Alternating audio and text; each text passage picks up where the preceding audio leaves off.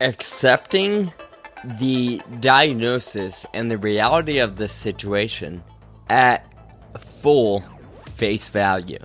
Because when you realize and accept it for everything it is, it's more realistic for you to battle it and to manage it more prepared. It is what it is. The challenge is for you and I to realize the boundaries and work within them. Welcome to the Two Disabled Dudes podcast. We believe life is about how we react.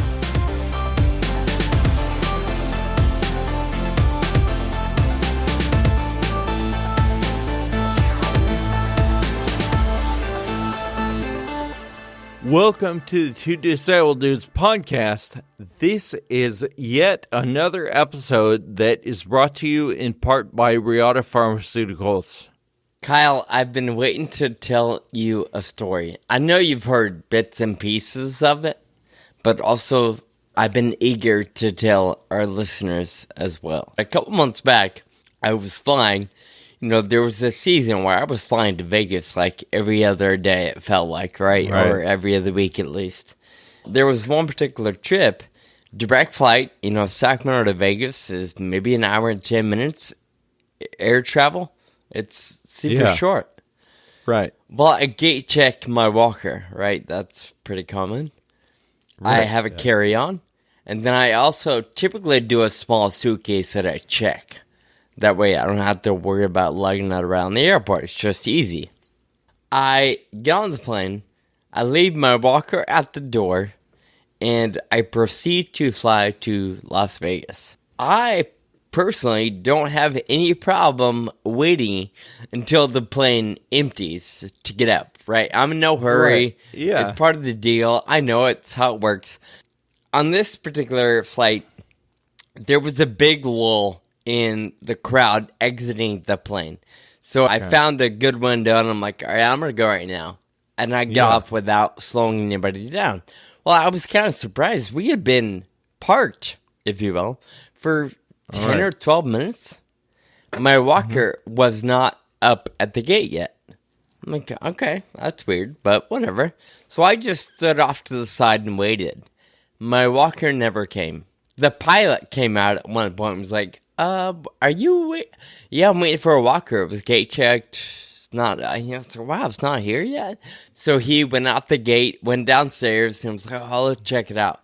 Came back maybe 2 minutes later. He's like, yeah, I don't see it either. They think that it may have gone to baggage claim, so it might be in that mix. At this point, he and one of the flight attendants and somebody else, they had all said, oh, I think it may have, it should have, it might be. So I'm like, well, actually, it should be right here. Is there a way to confirm? Because the last thing I want to do is find a way to get to baggage claim and it not be there.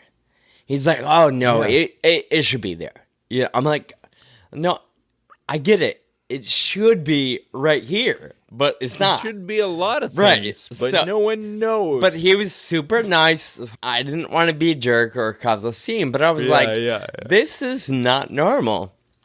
So he's like, is there anything I can do? I'm so sorry.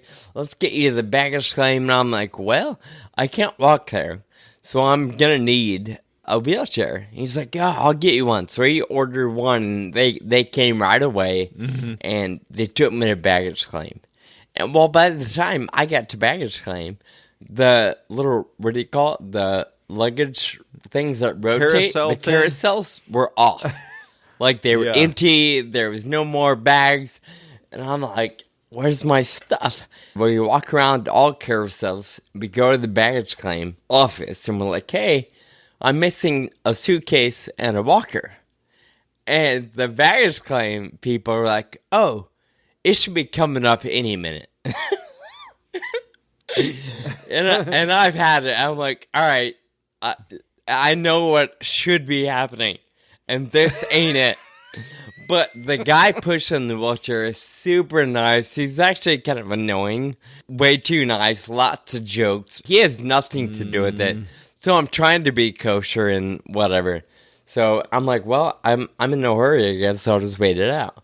We wait several minutes. No walker. No suitcase. Right. So we finally just go inside the little office and start filing a claim. And I tell the lady, hey, I don't see my walker and I'm missing my suitcase. But more importantly, the walker. Like, I don't really care about the suitcase, but I can't really leave the airport and do my life here for a couple days without my walker.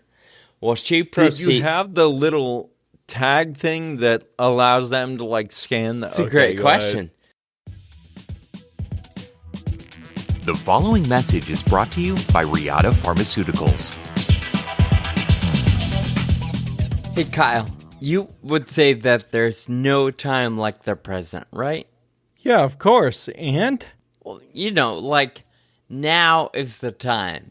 Be in the now. The moment is now.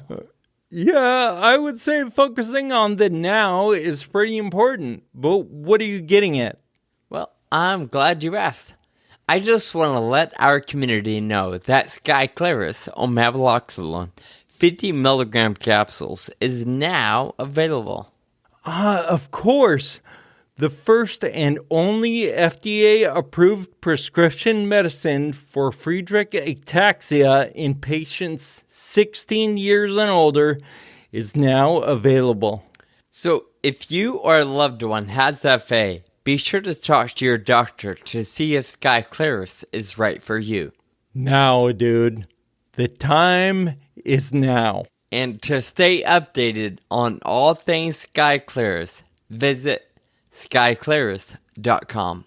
Before taking Skyclarys, tell your healthcare provider about your medical conditions and medicines you take. Skyclarys may cause serious side effects, including an increase in liver enzymes in your blood, increase in a blood protein which tells how well your heart is working, and changes in cholesterol levels. Your doctor will test these levels before and during treatment with Skyclarys. The most common side effects of Skyclarys include increased liver enzymes, headache, nausea, stomach pain, tiredness, diarrhea, and muscle pain. Call your doctor if you have any side effects. For additional information about Skyclarys, please see the full prescribing information and patient product information at www.skyclarys.com. This ad was brought to you by Reata Pharmaceuticals.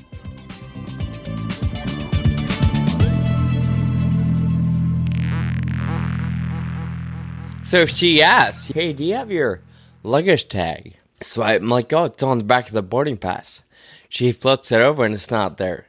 Oh, I'll wrap this story up by saying my walker was left on the jetway at my departure. It was never put on the plane. My God. So that's one issue and totally separate than the suitcase. I didn't realize this until I got on the plane and didn't think about my suitcase. But when I had begun my flight process, I check in at the full service counter, do the inspection, get the pre-board added, so on. Yeah. Well, that ticketing agent checked me in and tagged all my luggage for a different passenger going to a different city on a different flight. So even though she had my ID, she checked me in as Sally Fairchild going to Santa Ana, California. That sounds like just a fake person. Right? I don't know how it happened. It's not like, you know, the names sound similar or even the destinations are one letter off or anything. But I realized this right before I board. So I go to the gate agent and I'm like, hey, this is not me. And in my head, I'm thinking, did I pick it up somewhere when I went to the bathroom? Did I set it down? Like, I didn't realize what had happened until I was at my destination and there was no suitcase. So I explained to the lady, here's probably what happened. And of course, she did some research, and sure enough, my suitcase was tagged for that Sally person going to Santa Ana, and that's where my bag was. So is that why you didn't have the luggage tag? Because you're like, oh, it says Sally on it. It's not mine. At that moment, they were like, oh, let's get the right one. Sorry about that. And I'm like, yeah, it's fine. Like, I didn't know if maybe it was my fault. So they printed me a new boarding pass, and I didn't think about the stickers on the back or anything. So I got on the plane with the correct boarding pass, but not my luggage sticker. Oh, my god. So, of course, two totally separate issues, but it just so happened to be scenarios on the same flight. Yeah. So I'm sure you can imagine how unhappy I was with my airline experience on Southwest at the time. You posted a video to social media. Do they ever respond to those things or anything? Yeah, I would say a lot of generic responses, oh, so sorry that happened. Please forgive us. We hope to see you again. So very generic. Yeah. I was livid. I could keep on forever, but the baggage claim office never apologized until the very end. I was in their office for almost 1 hour doing paperwork, and it wasn't until they said, okay, here, we'll call you tomorrow. Sorry about the inconvenience. And I'm like, if you would have said sorry an hour ago, that would have been a whole lot better. The whole thing was cringy and just really disappointing. Didn't reach out or deal with them directly right away. I just posted on social. And it was a few weeks before I actually was like, all right, I'm going to call it and see what's up. Almost surprisingly for Southwest, they just did the basic. Oh, sorry about that. Here's a $150 flight voucher. That's what they do when they break a suitcase, right? That's what they do when they misplace a teddy bear. That's the normal response. And I was kind of surprised that's where they stopped. But I'm like, for whatever. Losing a walker. Yeah. For not even putting it on the plane. And then for sending my suit, like, what? How do you check me in as the wrong passenger? How long were you without a suitcase? Any clothes? Yeah, overnight. Okay. Thankfully, that flight flew before mine.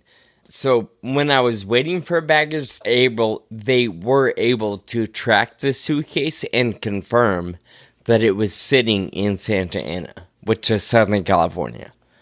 Right. So they put it on a flight the next morning to Las Vegas. Got it. Oh, my God. So I knew it was coming. The walker I got the next morning. The suitcase I got delivered at the hotel in the afternoon. Thankfully, the hotel I was at gave me a toothbrush and some toothpaste. That was nice.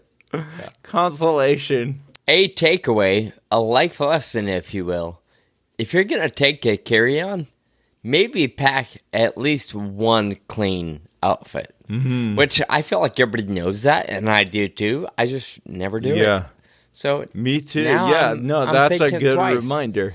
It doesn't matter how short or direct a flight is. You never know what could go wrong.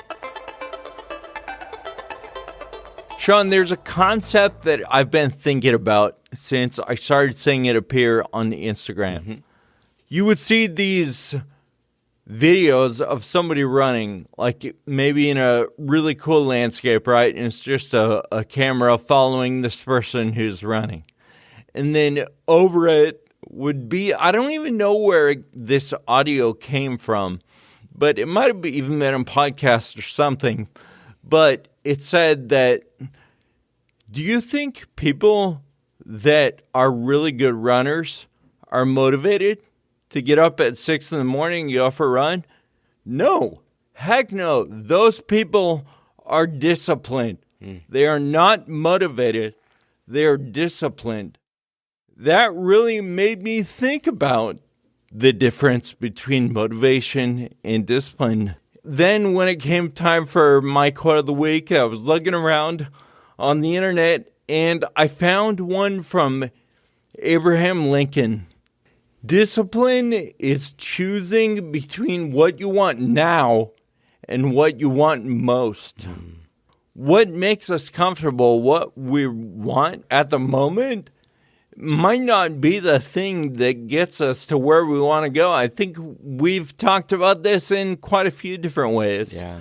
But I really love the way Abraham Lincoln puts this about choosing between what you want now and what you want most. It's a good challenge and reminder, right? Even in the small things, sure, exercise or going for a run, discipline in that area is one thing.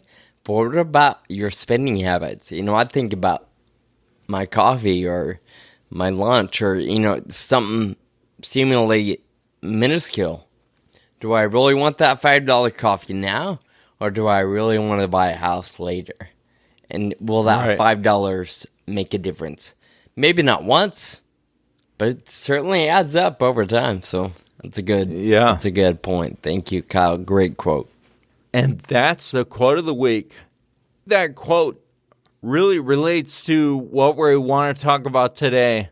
A listener recently sent us an email inquiring about exercise and our motivation to do so. Their child was diagnosed with FA a few years ago.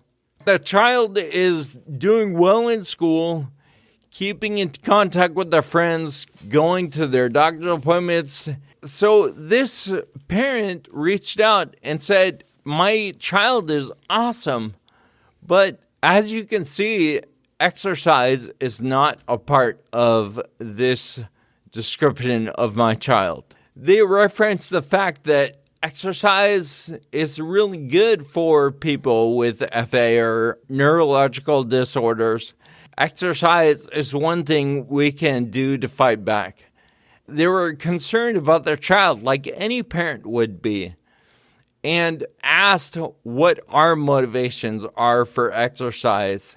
I wanted to talk about our motivations, but I also wanted to talk about why exercise is so difficult to stay on track with in the first place. Even without a rare disease, exercise can be difficult to stay on track with for anybody. It can be intimidating. It can feel like a chore. Then add a neurological disease to it, and it's even more difficult to even move around. And so it's even more intimidating. Yeah, it's hard because there are a lot of limitations.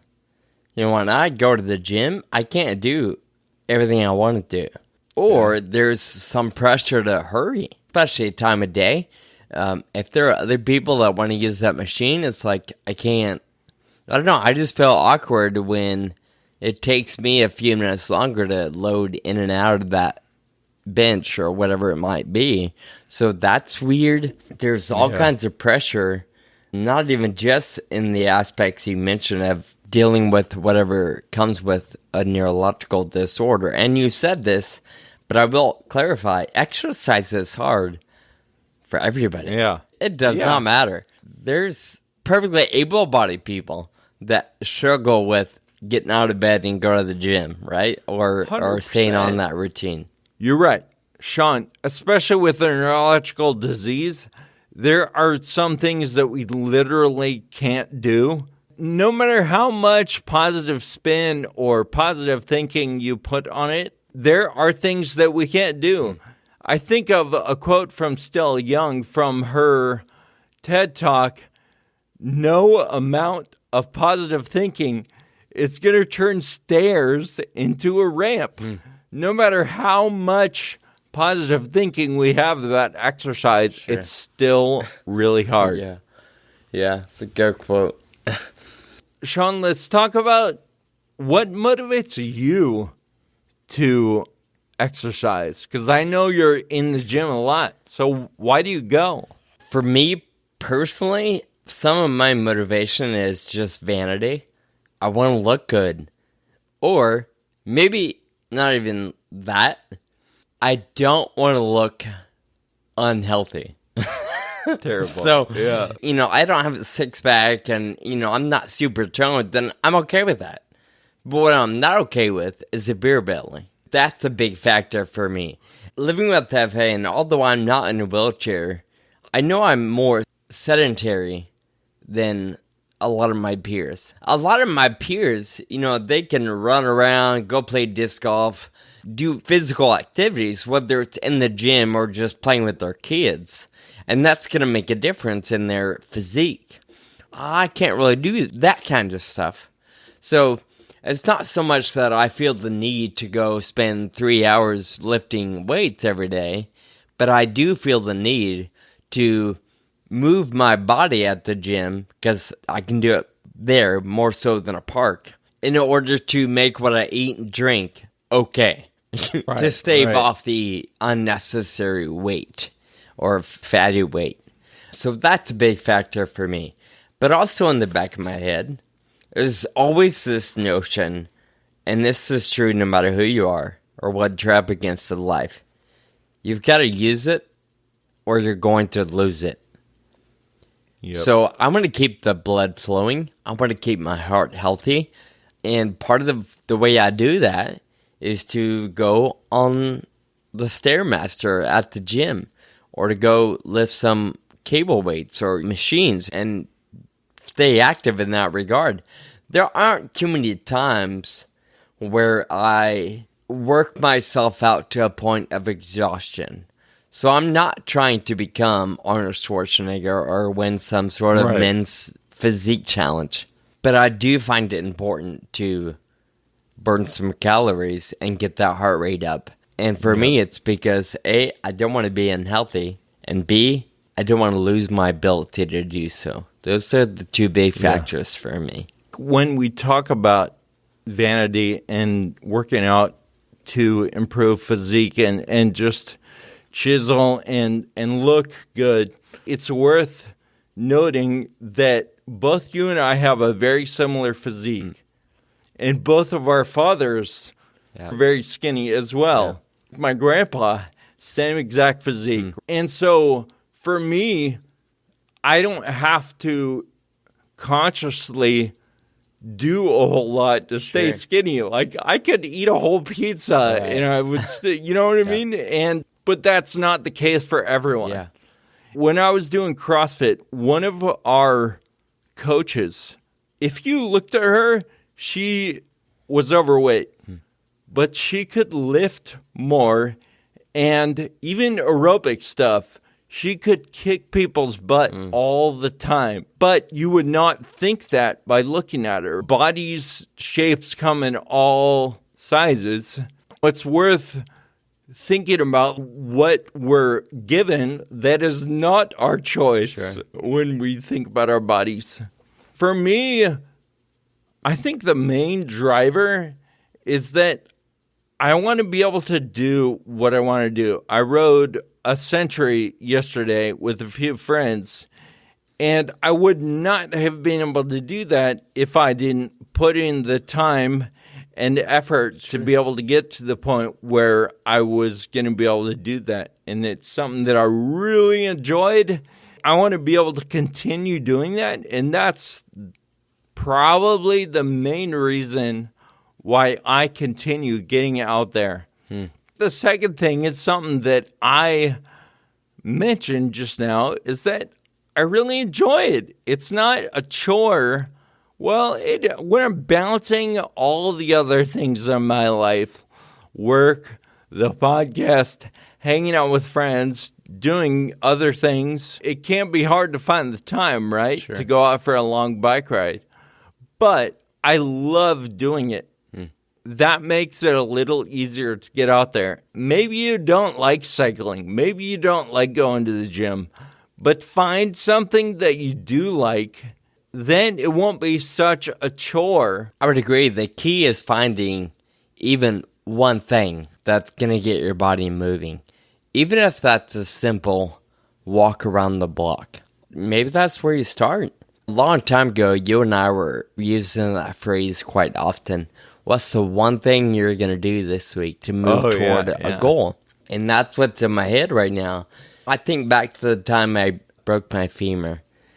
And it took a long time to be able to get back in the gym. But at home, I just started doing one little leg exercise every day. And then when I was back to the gym, it was just one thing. And even today, when things are busy, I feel better if I can check off 3 days at the gym. In those weeks where life's busy and I just don't feel like I have the time to put in a full hour and a half at the gym, I will go and just do 20 minutes on the Stairmaster. And that's it. Part of me feels like, oh, that wasn't very much. It was, blah, blah, blah. If anybody's paying attention to me, they're probably thinking, that guy just came in to do some steps? I'm pretty sure nobody's paying attention to me at that level. But all of these thoughts go through my head. At the end of the day, though, I went to the gym. I moved I did something that is going to benefit my body and my abilities. So it doesn't matter how long or short or, who saw me, who didn't. The end result is I got my blood flowing that day and my heart pressure a little bit raised. And that's good overall for a lot of reasons. Just doing that one thing makes a difference, because if you don't, and then all of a sudden you string 3 or 4 weeks in a row without doing anything, that's when it starts adding up. We talked about that, right? It's easy to skip a day. But, man, when you start skipping, and next thing you know, it's been a week, 2 weeks, 2 months, it's really hard to get back on the wagon because... Well, I think going back to her quote, it's not a matter of motivation. It's a matter of discipline. It's hard to get back into a disciplined routine when you've been comfortable not following through with that discipline. The fact that you know that it's good for you, that helps the discipline, because you can logically think, okay, I know what's good for me right now. It's not what I want right now, but it's what I want most. Yeah, what I want is to go home and take a nap. Eat a cupcake and go to sleep. Yeah, exactly. I listened to a podcast yesterday, unrelated, completely different genre and different energy. The hosts were interviewing somebody dealing with a mentally challenged child. They had mental illness, bipolar, ADHD, and a few other things.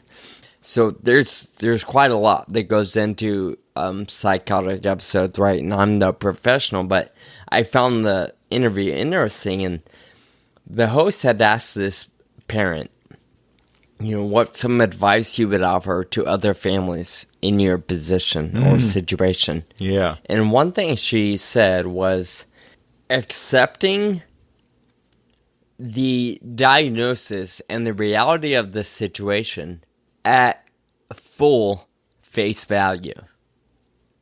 Because when you realize and accept it for everything it is, then it's more realistic for you to battle it and to manage it more prepared and more mentally capable of attacking it or managing it from all sides.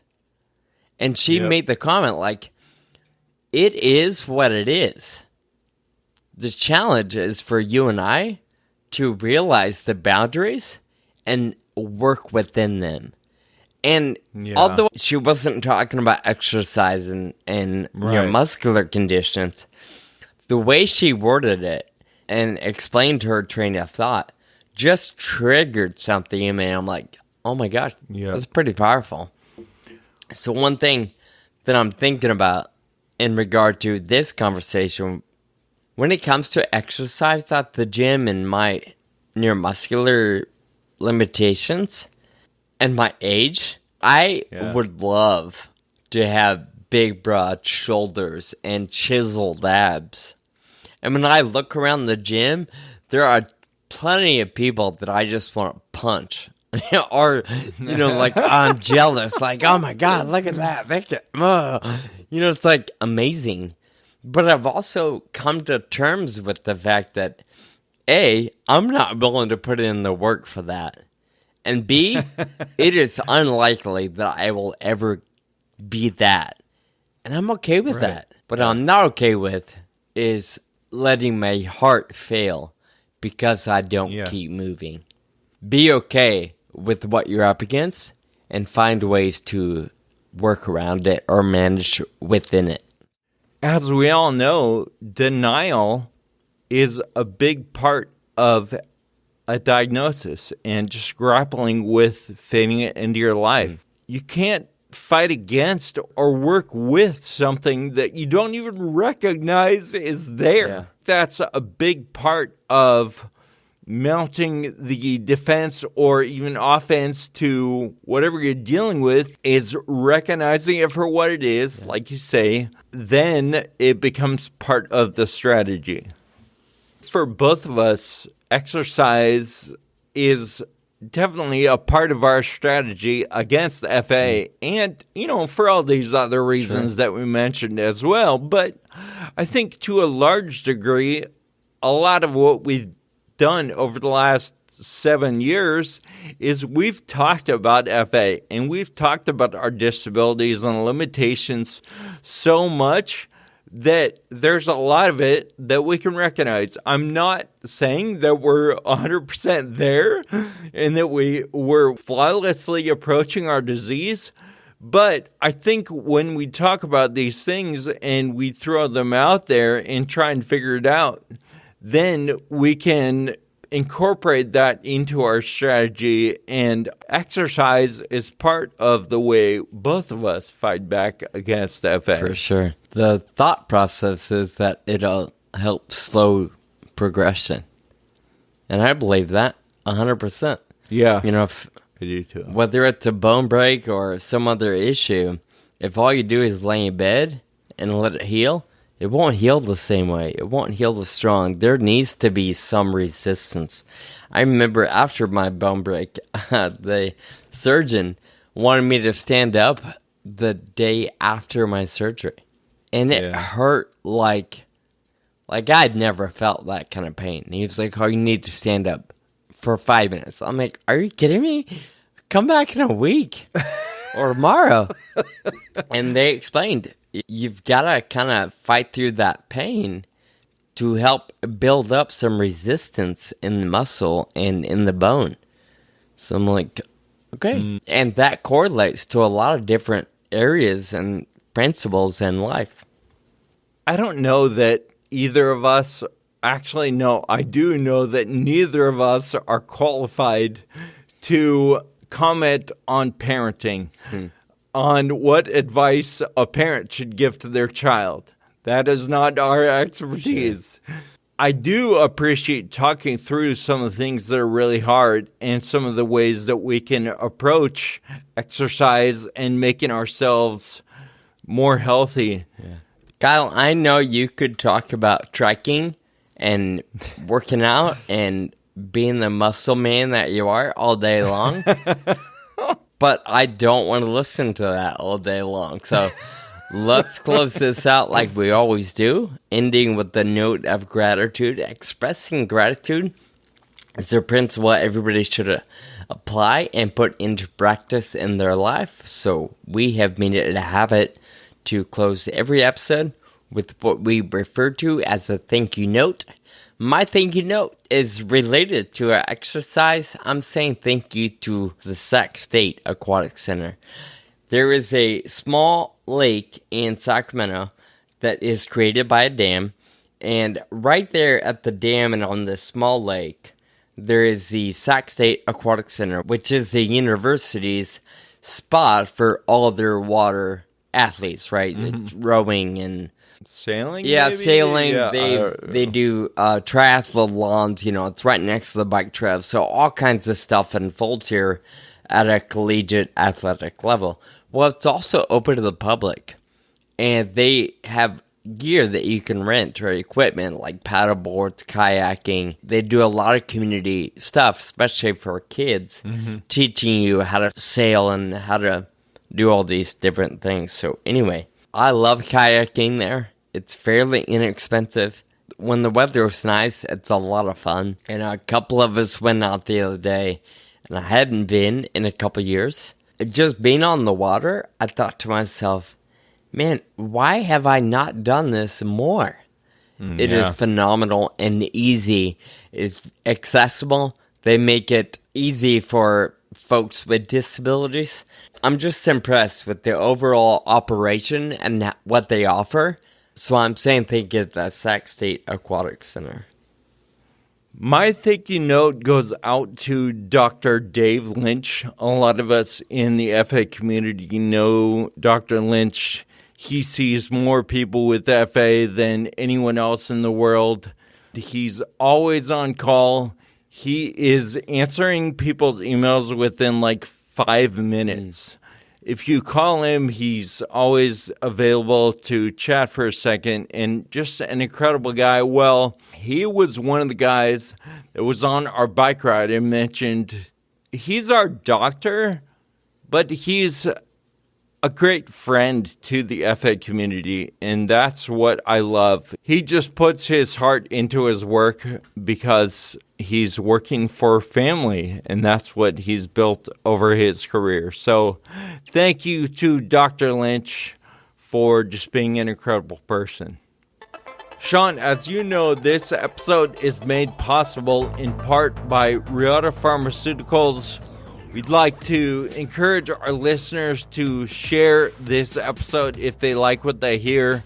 Subscribe on all the podcast apps. Until next time, keep living with urgency. Thank you for listening to the Two Disabled Dudes podcast. This show is possible with your support. Visit twodisableddudes.com to donate. Connect with us on Facebook, Twitter, and Instagram. And be sure to subscribe on your favorite podcast app.